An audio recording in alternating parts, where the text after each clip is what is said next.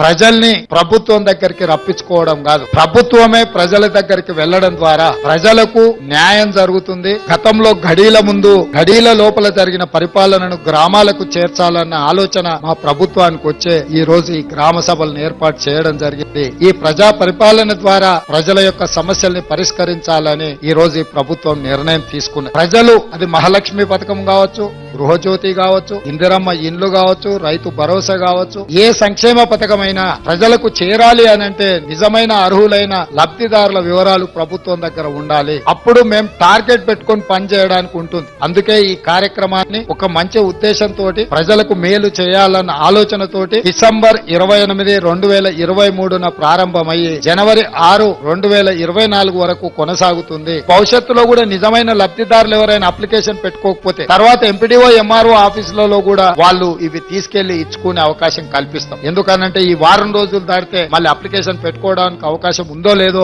మాకు వస్తుందో రాదో, ఒకవేళ అప్లికేషన్ పెట్టకపోతే రాదేమో అన్న ఆందోళన చెందాల్సిన అవసరం లేదు. ఈ స్పెషల్ డ్రైవ్ ఎందుకంటే మీ గ్రామాలకే ప్రభుత్వాన్ని పంపించాలన్న ఆలోచనతో, మీ గ్రామంలోనే మీరు ఎక్కడికి వెళ్లాల్సిన పని లేదు, మీరు ఎవరిని కలవాల్సిన పని లేదు, మీరు ఎవరి కోసమో ఎదురు చూడాల్సిన పని లేదు. ప్రభుత్వమే మీ దగ్గరకు వచ్చింది, మీ గ్రామానికి వచ్చింది, మీ వార్డుకు వచ్చింది, మీ మధ్యలో ప్రభుత్వం ఉంది. ఈ ప్రభుత్వం మీది, మీకోసమే ఏర్పడ్డ ప్రభుత్వం. అందుకే మీ దగ్గరికి రావాలన్న జవాబుదారీతనంతో గ్రామ సభలు ఏర్పాటు చేయడం ద్వారా ఈ ప్రభుత్వాన్ని గ్రామాలకు పంపిస్తున్నాము. గతంలో గడీల మధ్యలో జరిగిన పరిపాలనను గ్రామాల మధ్యకు తీసుకొచ్చి గ్రామ సభలు పెడతామని ఎన్నికల కంటే ముందు మేము మాట ఇచ్చినాం. ఆ మాట నిలబెట్టుకోవడానికి 100% మేము ప్రయత్నం